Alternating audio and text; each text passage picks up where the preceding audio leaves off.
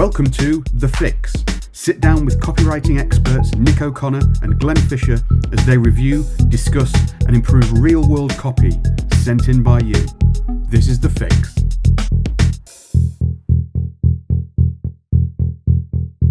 Cool. Right. So, hello, and welcome to this episode of The Fix. Now, I'm not going to start this by reviewing copy, and there's two reasons for that. Number one, the bits of copy that I have in my little kind of grab bag of copy at the moment are both very financial based. One even mentions a Rothschild.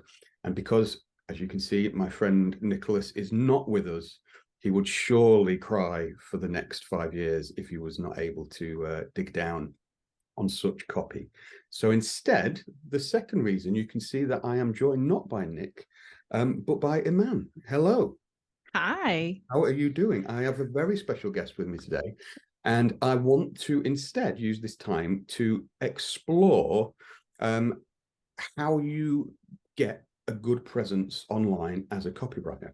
There's a very specific reason for that, because my guest I was introduced to very recently, and I'd not come across before. I'm also a useless man who completely doesn't look at things on the internet. But when I started digging into your backstory, I was like, what the hell is going on? This is brilliant. And I realized that in quite a short space of time, you've built up a massive following online, loads of people on LinkedIn. But more importantly, perhaps, loads of testimonials coming out your ears and all this kind of stuff. You've got your web presence. Your website is incredibly professional and incredibly compelling. And I say that as someone who is unprofessional and struggles with that stuff. And I know we spend a lot of time on the Fix, but also with our Fix Accelerator members, talking about how to write about yourself. Your tone of voice is brilliant on your website, writing about yourself. It's got that kind of confidence but humanity to it, which is a hard blend that people get. And then I did a little bit of research and asked you prior to coming on here. I looked where your first blog was, and I saw it was like 2019. So I thought, right, you have been doing this quite relatively new to the world of copy and everything. So I want to generally use this time to explore how have you done that? The answer probably is just hard work, but we'll try and find if there's more specific things. But maybe if we just start with where were you prior to 2018, 2019? What were you doing then before you became the copywriter you are now? Okay, so I was managing or running the communications department for a small charity. And I say running, but I was the only person in the department. It was a very small charity. So I was doing everything, kind of marketing and comms. And I found myself, I think anyone who's worked for a nonprofit knows that you kind of end up doing like 3 jobs as one person. So I found that I was doing everything from social media management to like managing and like the creation and management of videos and like the video marketing and the website and the emails. And it was a lot. And within all of that, it was always the copywriting that I really enjoyed. And they had me writing emails for a while, and I was blown away by the fact that I could write an email asking people to make a donation and then watch the donations come in. It was mind-blowing to me. So that was my first kind of real interest in email. But what happened was I learned a lot of that job. I really enjoyed the time that I was there, but I was having to commute up and down the country to get there. So at the time, my son was then 2 years old, and I found myself in a situation where I was leaving the house in the morning at 7 a.m. To get to work, and I'd be home at like 7 p.m., 8 p.m. So by the time I had to hire a childminder to pick my son up from nursery because I couldn't get home in time. I'd rush home. I remember driving down the motorway every day, rushing home, trying to get home before my son fell asleep because I hadn't seen him all day. And every day I'd walk in and he'd be fast asleep on the sofa. And it was the sofa because he refused to go to bed without me. So he'd be waiting up, and he tried his best. At 2 years old, he's trying his best to stay awake so he could see me, but he would fall asleep. And I just found myself kind of spiraling into this depression, really. I was really unhappy. I became really miserable. I think I was one of those really annoying people that actually annoyed the people around me, because I started to just become a complainer. Like, I complained so much about everything, and no one likes to be around a complainer. I'm not naturally a complainer, but I was just so unhappy. And it got to the point where it was just like, okay, I need to do something about this, because I'm annoying myself. Yeah. I'm sick of just complaining about the situation I'm in. What am I going to do about it? So I went and spoke to my then manager about potentially working from home more. And he gave me a very, very direct response, which I'll never forget. And I was very thankful for. He said, as long as this position is open, it will never be 100% remote position. So at that point, I was like, well, thank you for letting me know. Yeah. Here's my resignation. I also asked for some more money, and there was some conversation around that, because I wanted to be paid a whole lot more. Again, anyone who's worked in the nonprofit sector knows about that struggle. And then it just got to the point where, I wasn't able to be the mother I wanted to be. I wasn't seeing my son anymore.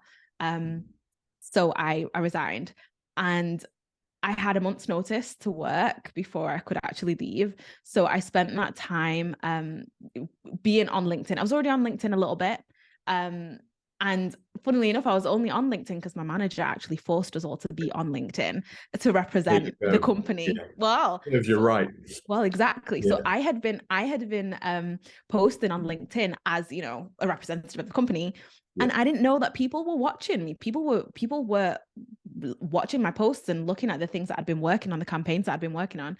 Little did I know. So the very first thing I did was post on LinkedIn and say, I'm going to be freelancing soon. So if anyone needs any copy, get in touch. And the messages started rolling in even before I'd left. So I left on a Friday. Within a couple of hours, the manager sent me a text message asking if he could hire me as a freelancer till they find my replacement. I ended up working for them for about 6 months as a freelancer, and I made so much more money as a freelancer. Well, yeah. Welcome Mind to blowing. I was like, why why didn't I do that? I'm interested because it's one of those things where you might not see it. I mean, you might be aware of it, but it's that thing where someone from the outside goes, that sounds quite brave to do that. And I'm interested in like a safety net thing, aside from a little bit of kind of LinkedIn maybe, but generally, how much of a safety net did you have apart from that month's advance notice kind of thing? You were just going for it and you'd made that call, or Yeah, what were you thinking I there? was. I know that's where a lot of people will be like, Yeah. just quit and do that kind of thing. Like, what was your thoughts there? Yeah, I was terrified. I was absolutely terrified. But it got to the point where I was depressed, and I was at the point where I was desperate and I needed to leave. And I remember being really scared of leaving. I remember having several conversations with my family members. Again, remember, I'm annoying people, so I'm having the same conversations over and over again about dreaming about maybe starting my own business, but I can't do it. But I don't know how to run a business. But who's going to pay me to write their copy? Who I'd already tried to start a business twice before as well, and it didn't work. So I already had those kind of failures behind me. And this third time, I'm thinking, well, now I have a child, so it really has to work. I remember sitting down with my mum and my uncle. And my uncle, who's a business owner himself, was just furious at what I'd been experiencing, what I'd kind of been forced to go through at this place, the conversations that I'd been having at the time with my manager, and things were kind of not going well at that point. And he looked at me and he said, you will quit this job, you will start a business, and you will be successful. So Running around the house going, yes, I will. Right. Exactly. So first of all, that's the kind of moral support I had. Yeah. I had this support around me that was, of course, you can quit your job and start a successful business. You can do it. And I think, first of all, that makes all the difference, just to have that amount of positivity and support behind you. Like, I never experienced this thing that, when people talk about, I tried to start a business and everyone told me not to and told me I'd never that was never the case with me. So that's the first thing. Yeah. And the second thing was, in that conversation with my uncle, he said to me, what are you scared of? And I said, well, I'm scared of not being able to pay the bills, have no money, I've got a child. And he said, you have a big family, you will never starve, you will never be homeless, go for it and see what happens. And so while I knew the kind of person I am, that I would never ask for money, I find it very difficult to ask for help. So I knew I'd never ask for money, but still knowing that he said to me, you will never be homeless. You'll never go hungry. That was a big deal. I never did ask for money because I really don't like asking for help and I don't like asking for money. But I think that makes a difference as well. Yeah, my mum, bless her, has, whether she realizes it or not, once said something along the lines of kind of, so long as you're willing to do the work in any work, and you work in a factory or what have you, you will never go without money. You've got supportive family and what have you, but it kind of gives you that bolster of like, exactly, that's the baseline. So if I'm depressed, if I'm upset, if it's not great for me, if things aren't going well, you've got that thing. So that's really interesting. You've quit now, and now I'm interested in what you've obviously got some aspirations in the back of your mind at this point of like running businesses and that things there. But at the same time, you are now a copywriter. You've gone, right, I'm going to focus on the copy side of things. But interestingly, and it shows that you've done all the other stuff, because I can see that in your presence, and I can kind of see the clues, because I think as copywriters, you need to learn all of these different aspects. But what was your thinking? Right, okay, I am hired hand now. I've got income coming in from some jobs that I've managed to kind of, I'll say scrape together, but you know what I mean, in the sense that it's like, I've not really gone out seeking for these specific things yet. What was first? Was it starting blogs, getting a website? What was you thinking there? Talk me through that. My first big thing for me was getting a website up and running. Looking back, it was a terrible website, but it was just something. Like I needed there to be something when people looked me up, so that they could see that I was a real professional. Like I'm a real person. I'm not just like trying to scam you. I actually know what I'm doing. And so when I first actually started, like that very first month, and just by the way, in terms of, you know, what other backups did I have? I had no savings. I had no money other than that last final kind of salary. So this was really like month to month now. It needed to work. So this is September 2018. I sit down at this desk. My business was then called Ink House when I first started out, and have my Ink House website. I am talking to people on LinkedIn. I have a couple of conversations with a few different people. I end up working with people from charities because, again, that was just my natural kind of network. I didn't want to be a charity copywriter, but found myself working with loads of charities, and got to the point where it was like, oh, I think I'm accidentally a charity copywriter, but I don't want to be. So that was one thing. But I will say, I never had an issue getting work initially. As a matter of fact, LinkedIn worked so well for me, and just like my personal network of charities, that I was booked up with clients. However, I wasn't making much money at all. I was charging something like £10 an hour, £15 an hour. I remember inching up to 20 and feeling terrible about it and thinking, who's going to pay me £20 an hour? And essentially, like my time was all booked up. My calendar was booked with clients, but I was making no money. And so at the end of the month, I remember thinking, I don't have the capacity to book anyone else in, but I also don't have any money. So what's gone wrong? What's going wrong? I can see other copywriters making this work, like they're living. So there must be something I just don't know. So the very first thing I did was actually go out and find help. I found a coach. Her name is Belinda Weaver. She is fantastic. And I joined her membership, and just having a coach who, it was something like 20, you know, it's so funny. It was £27 a month, I think. And I remember at the time thinking, oh my, I can't afford this £27 a month. Like this is a humongous investment. And it really was to me at the time. It was a big investment. And I'm thinking, this has to work. I don't know what it is that I'm going to receive from this membership, but it has to work, it has to do something. And it did. Just having a coach guide me through just how to helping me to find clients and to just have the confidence to manage clients and deliver work. It made all the difference. And one of the things she did was help me get that rate up from £10 an hour to I think by that December, I was charging maybe £80 an email, £80 a blog post. So that was kind of where I was at. I think by December, January, February, I was hitting maybe £2,000 a month. And it was kind of at that level for a while. I remember hitting a year later.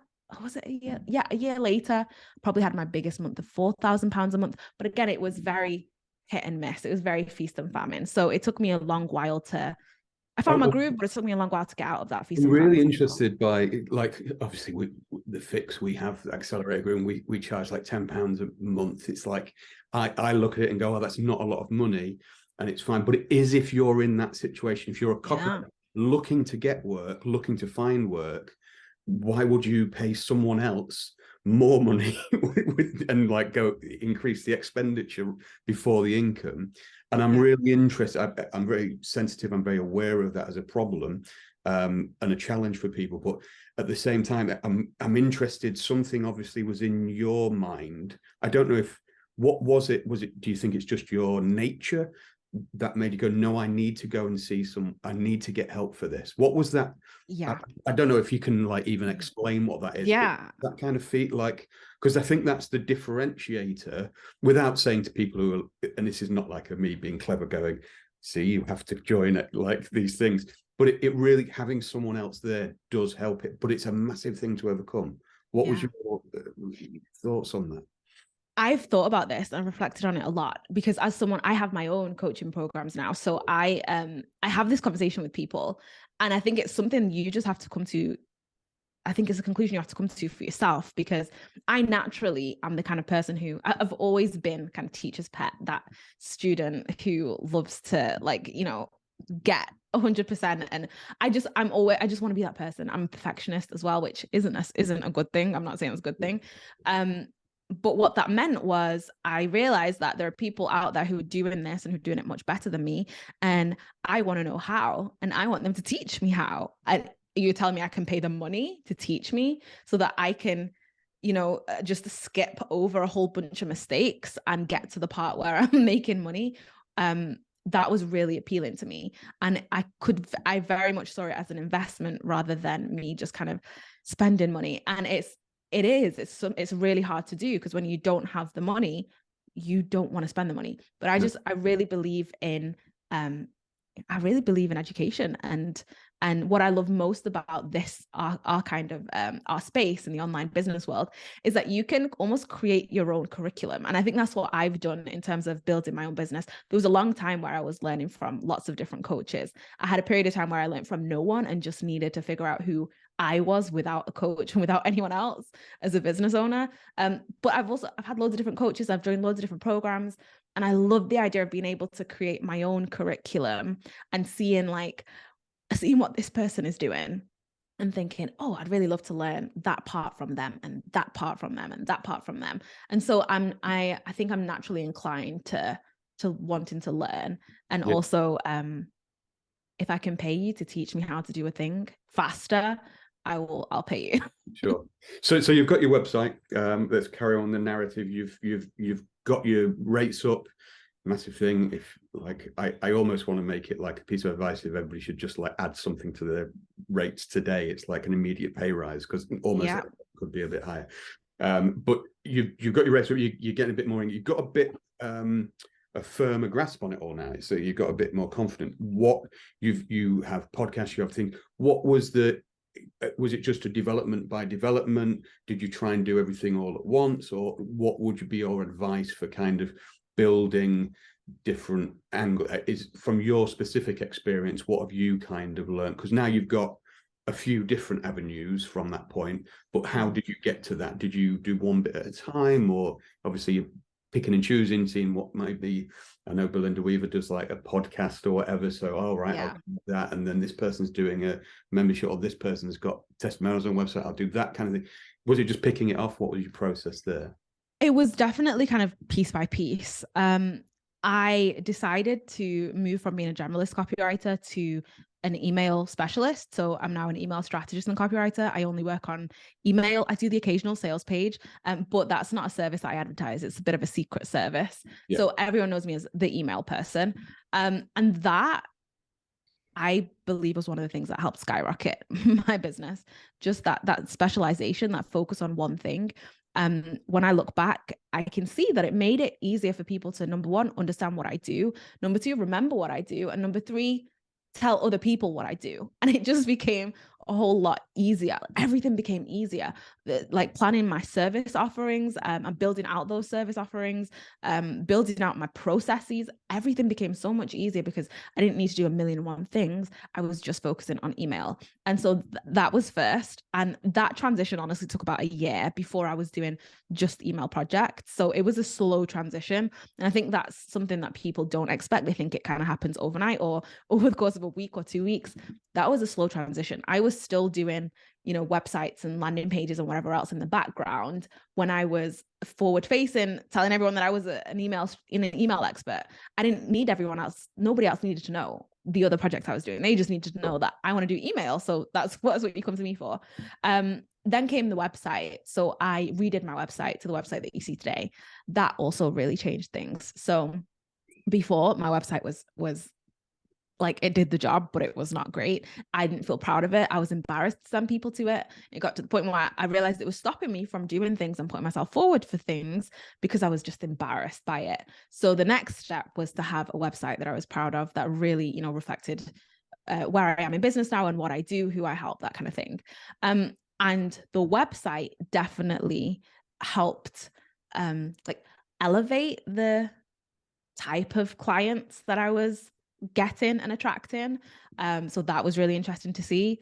I also decided to focus solely on one social media platform rather than loads. So while I was on LinkedIn for a while, and it worked for me initially when I was targeting charities, when I started working with course creators, membership makers, even e-commerce brands, LinkedIn still brought me loads of leads, but when I actually sat down and analyzed, well, how many of these leads turned into clients, none of them did. So for a long time, I was fooled by this idea of, I'm getting loads of inquiries on LinkedIn. LinkedIn's really working for me. But there's a difference between leads and business. How many of those are actually bringing me business? None. So I moved to Instagram, where the course creators are, where the membership makers are, where the e-commerce brands are, and put more energy into that.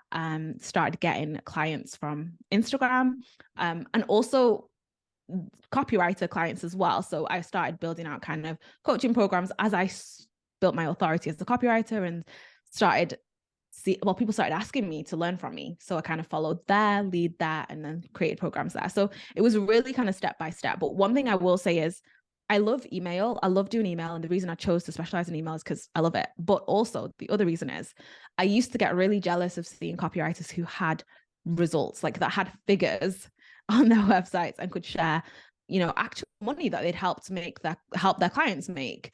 And one of the things that was really attractive to me about email was the fact that I could track that so much more easily, and that we could attribute more results to the work that I did. And so I also made a point of being much more, I guess, intentional about tracking results, also just collecting testimonials and social proof. So you see case studies and a lot of testimonials on my website and my social media and that kind of thing.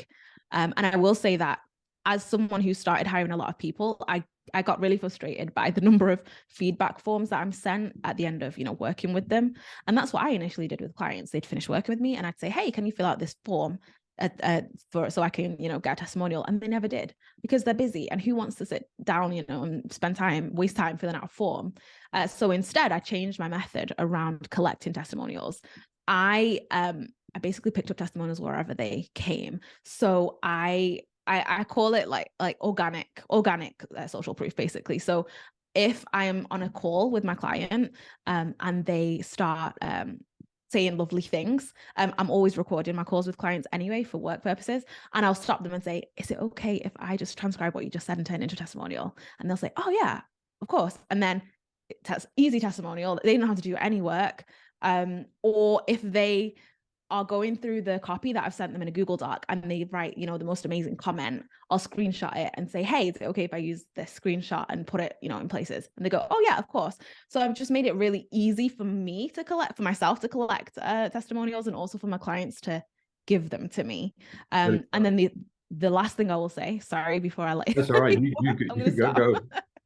is I stopped depending on my clients to share what their results were.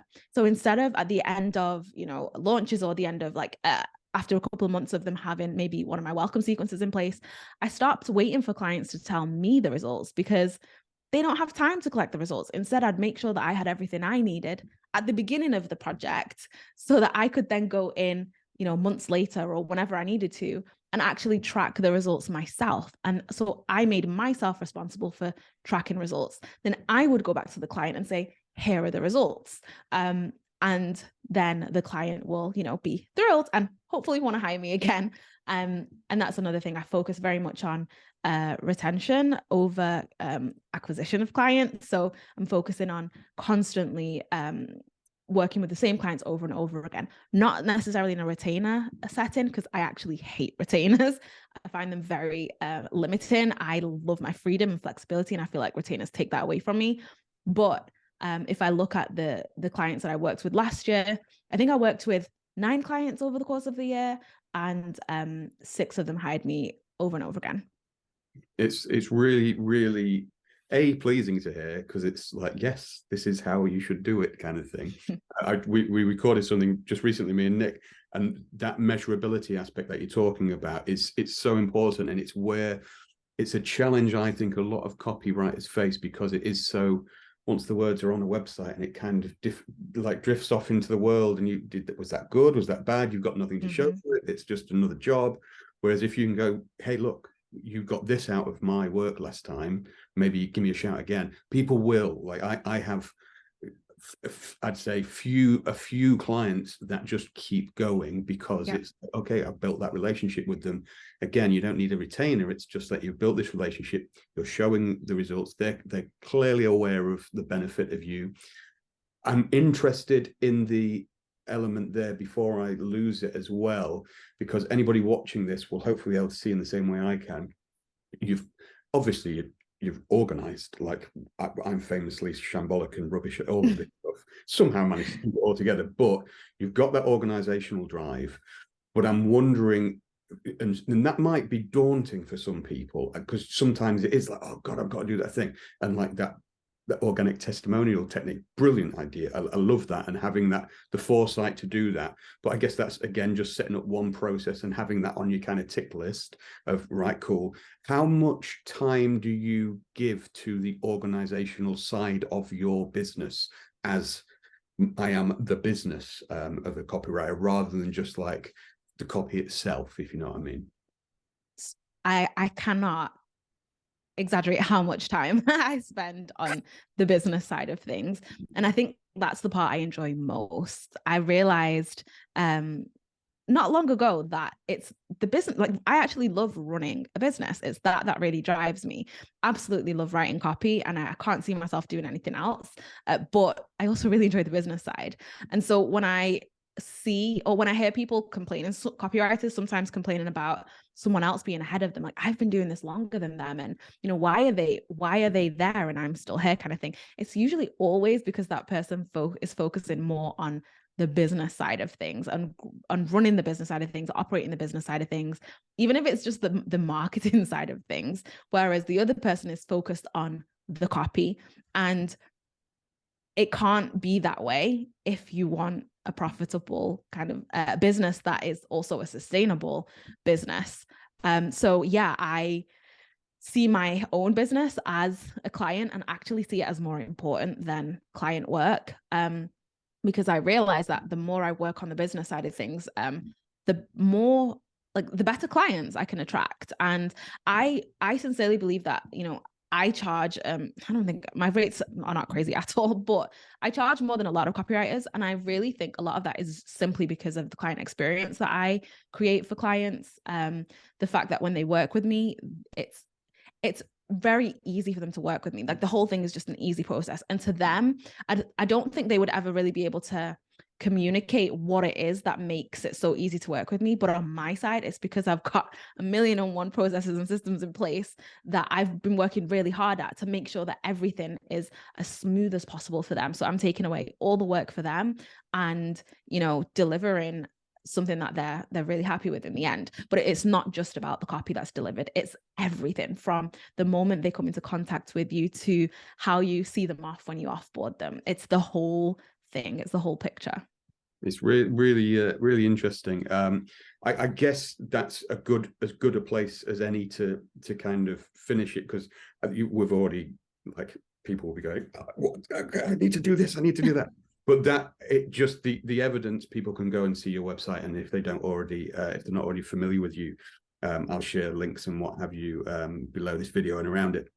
But you can see, and it's funny. I'm kind of proud of myself, because I was looking at the website and I could see where you'd had the in-house stuff. So I was like, all right, she's started with one, yeah, which is fine. But that's how you have to do that. And as you say, it wasn't the best thing you've done, but it got you where you needed to be. And then don't delete all that. Like, use that to build up, and then you go, right, now I can do this bit. Now I've got my processes in place. You've made your own life easier by getting yourself organized, and in turn that knock-on effect is, therefore, if your life is easy, that means your client's life will be easier, because they can just come to you, you're organized, you deliver that, and that's all cool. I mean, I present the idea of a mess, but when people come back to me, it's like, behind the scenes, my client is like, here you go, this is this, I can do whatever you need, blah, blah, blah. But that whole making your life organized and easier will make it easier for clients. And now following that, little by little, really interesting, just to pull out the fact that he's focusing on one social media platform at a time, or at least like mastering one and then moving on, or again, looking at where the money's coming from. Like, I want to like applaud and like stand up, well done, because that's what I think most people will spend all of their time interacting in a space, but there's no money there. Like, the people who are successful are actually focusing on where the money is. So that's another really good tip for people to do. But following all of those processes, ta-da, you can go now and see like what it looks like to get to that point. And I'm sure you've probably got plans maybe to end on this. What's next? What's your next kind of, I can't imagine you stop thinking about like where to go and how to get bigger and or more efficient. What's next for you? Yes. Okay. So, well, I have my podcast, Mistakes That Made Me. That's where I interview extraordinary business owners and ask them to share their biggest business mistake. So that's been a really fun, it was started off as a really creative project, and it's a really fun project. It doesn't make me any money as far as I can see so far. But what it has done has helped me build these connections with people that I wouldn't or ordinarily have been able to have an hour and a half conversation with. And then I think that in turn builds my authority with, in my industry. So it's really more about that. So I'm kind of focusing on the podcast. And also I've been doing this kind of by myself. And I think when I hit the 6-figure mark, I realized that I can't really keep doing this by myself. I've got 2 kids as well. So it's great to hear you say that everything looks so organized, and it feels like that to an extent here, but also just real life, So sometimes it doesn't feel that organized. Sometimes it feels like you're just like, just trying to get by. Okay. Yeah. Right. It's not, no matter how like big it, like, it's always silly, but yeah. Exactly. So actually in April, I hired a VA who has been helping me with, so this is literally, she's been in place for a month and a half now, been helping me with admin, and we're at the very kind of beginning stages. So she's doing 8 hours a week with me, and we're still kind of establishing what her role is, what she's going to help me with. But on even just her being here right now to help me with clearing my inbox for starters has been amazing. One of her jobs is collecting testimonials, because a lot of lovely people say nice things about me on socials. And so I'll screenshot it and then send it to, just put it in our Slack group, and then she will categorize it for me. She created a whole system, these testimonials, which is brilliant. It's really excited me. And I've also just hired someone to help me with my marketing as well. So to help me with the strategy of social media for starters, because I don't have a strategy right now. It's really about me. I'm just posting when I can, when I want, that kind of thing. And it's working for me, which makes me think, well, what would happen if you had an actual strategy? So I'm working with someone to do that with me right now. And she's also helping me. I think to polish those things that you noticed on my website, like the markers of like ink house that are still there. I'm gonna get rid of them. No one's going as deep. Like I'm anal in that. All thing. that kind of thing. Because the thing is, I think to get to this stage, I think you have to you just have to prioritize the doing over perfectionism at some point. Definitely. And I'm a perfectionist. And again, that's not a good thing. It's been very hard for me to just get over this idea that everything has to be perfect, just do the thing. But now I'm getting some help in kind of going back a little bit and smoothing over some of the things that I want to smooth over. My mentor's a guy called Mark Ford. He wrote a book called Ready, Fire, Aim, but it's like kind of start with why you don't need to read the book. It's just that. But that idea of you get ready, you fire it out, you go for it, and then you aim later. You can always go back and smooth the things and do that. But getting it out there first, and that will probably mean making you money or getting you clients or rising your profile or what have you. And then you go, all right, okay, do that thing. I'm the same as you. Like I have what I've been doing this morning, like a friend of mine had been teaching me how to use InDesign because I'm just stupidly learning another thing. I always want to know how everything works. My fear is when I take my car to the garage and he just goes, oh, it's the discombobulator, and I don't know what to do. I can't say anything about that. I can't argue with you. But if I'm working with designers, if I'm working with marketers, if I'm working with business owners or whatever, I want to understand what their thinking is. So I've been learning about InDesign. It's incredibly hard, and it actually makes me respect designers more because I'm like, right, okay. But I'm there going, trying to like do it, and then I'm going, Glenn, you're wasting your time. Like it's not going to be perfect, and I have to just go, just go with that. That's fine. And I'll come back and do that later. And that ready, fire, aim thing is like, it's so important. And obviously it's inherently within you. That's what you're kind of talking to there. But yeah, well, it's absolutely fantastic to speak to you. Thank you so much for sharing your time with all the views of The Fix. I will post links to your website and everything, but people should go check that out as a great direction of like, if you're looking to build your own website as a copywriter, look at the tone of voice, look at the, I'd say like professionalism of it is like a weird thing. It sounds like an insult to me for some reason, but it's not meant to be like this. I don't take it as an insult. It just looks good. It elevates you. And as you mentioned, like when you got that, it just elevates you a little bit to be like, all right, now everybody's looking at what I'm doing. Really interesting about the kind of focusing on email and stuff and take away there, but go away, have a look at that, check the podcast out, and it sounds like we'll be hearing more from you in the future.